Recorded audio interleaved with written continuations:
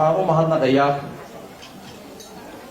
dhammaan cid kasta oo hawsha shirkaasi sidii uu qabsoomi lahaa ka shaqaysay muddadii koobnayd ee ay jireen caqabadihii shirka dib u dhigay. mahadnaq kadib runtii shirweynaha dhalinyarada ee beelweynta Arab waqti aad u badan ayaa ay qaadatay in laga soo shaqeeyo oo dhalinyarada kala duwan ee beesha la mideeyo. shirkani waxa uu maanta daaran yahay midnimo. dhammaantiin waan islaamayaa marka koobaad waxaan maqnaaqayaa Allah subxaanahu wa ta'aala inuu soo geliyay xafladda quruxda iyo qiimaha leh intaas oo dhalinyaro ay iskugu timaado waa noo farxad haddaan nahay guddihaan haddaan nahay guddi qabaqaab ahaan farxad ka weyn oo horta in intaas oo dhalinyaro intays aragto laga yaabo badankooda inaanay kulminba ay caawa kulmaanay madal wada fadhiyaan farxad bay noo tahay. farxad labaad waxaa ii ah dhalinyarada daafaha ka yimid labada daafood ka timid galbeedka oo iyaga si gaar ah u salaamay. ayaguna waxaa halkaasi ka hadlay xogiyihii hore ee dowladda hoose Cali Xasan Cawaale, xogiyaha imika Siciid Nuur Jaamac iyo Dr. Aadna Aadan. waa shir dhalinyaro oo shir aqoon-yahan ay isugu yimaadeen fara badan oo meelo kala gedsan ka yimid waqtina dee la geliyey inkastoon jeclaa inuu ugu yaraan week socdo shirku oo discussion fara badan uu qaato waayo marka dee wax laga hadlayo waa wixii dee la miisaamo oo discussion fara badan laga yeeshaa oo dhinac walba laga eegaa. dhalinyarta mid baan leeyahay horta marka ugu horreyn laakiin dee shir arrimo beesha ku tashanayso ayaa dee media iyo social media dadka wasaan ka maqlay ahaa laakiin mid un baan dee aan ka qiyaasi karaa inuu ka soo bixi doonaan insha Allah bismillaah kalmiyado aynu filayno inay wax khayr qaba ka soo baxayaan. filayaa tala hadday meertay oo meel kulmay laga dayay in la yiri maanta talada dhalinyarada hala dhageysto oo wax weyn iyo guul. waxaan rajaynayaa waxa ka soo baxaya inuu yahay wax aad iyo aad u qurux badan, tala wanaagsan oo tawfiiq dhalisa oo taariikh cusub horseeda. arabkan waliga raadinayay ayaan caawa arkay.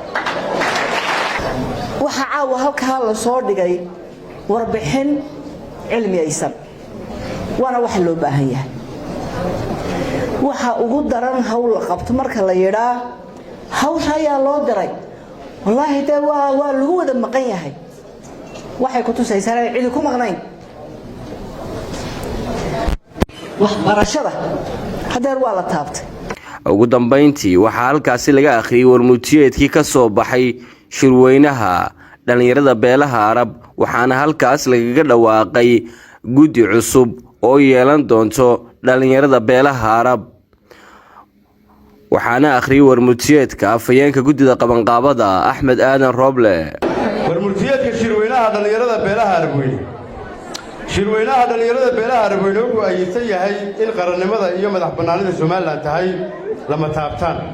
sidoo kale shirkani wuxuu dhiirigelinayaa nabad ku wada noolaanshaha iyo wada jirka ummadda Soomaaliland. qodobka labaad muddadii shirkani soo jiitay wuxuu soo maray maraaxil kala duwan waxaana ka hormarayay caqabado fara badan oo mararka qaar laga dhigay inuu shirkani yahay mid halis ku ah amniga iyo xasilloonida qaranka, taasoo ay faafinayeen dad warxumatashiila oo doonayay inay isku dhuftaan xukuumadda Soomaaliland iyo dhalinyarada beelaha.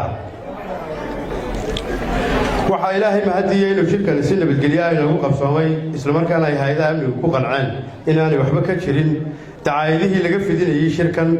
waxaanu mahadnaqaynaa cid kasta oo door muuqda ku lahayd dhexdhexaadinta ee isku soo jiitay xukuumadda, madax dhaqameedka iyo guddida qabanqaabada. waxaanu si gaar ah ugu mahadnaqaynaa guddidii dhexdhexaadinta ee isku soo jiitay xukuumadda, madax dhaqameedka iyo guddida qabanqaabada shirweynaha dhalinyarada beelaha Arab isla markaana muddaysay waqtigii kama dambaysta ahaa ee shirkani ku qabsoomay. shirka waxaa lagu doortay guddi horumarineed oo ay yeelan doonto dhalinyarada beelaha Arab iyadoo isla markaana halkan cod gacantaaga lagu ansixiyay. qodobka afraad si loo sugo cadaaladda muwaadiniinta Soomaaliland wuxuu shirkani ku baaqayaa in loo sinaado fursadaha maalgelineed, shaqo abuur iyo manaasiibta kala duwan ee qaranka.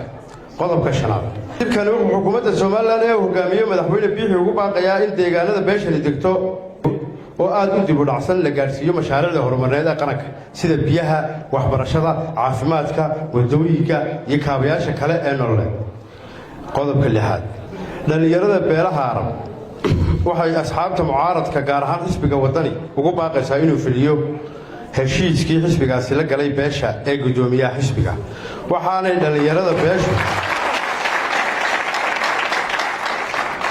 dhalinyaradu beeshu si gaara isha ugu hayn doontaa waxyaabaha ka soo baxa shirweynaha xisbiga wadani.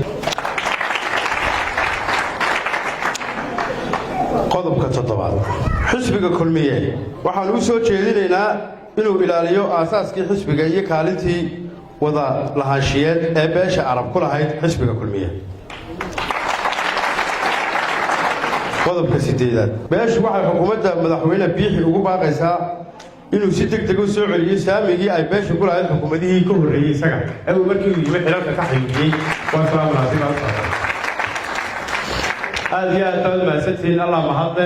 Cabdiraxmaan Jumbo, Ariel TV, Hargeysa.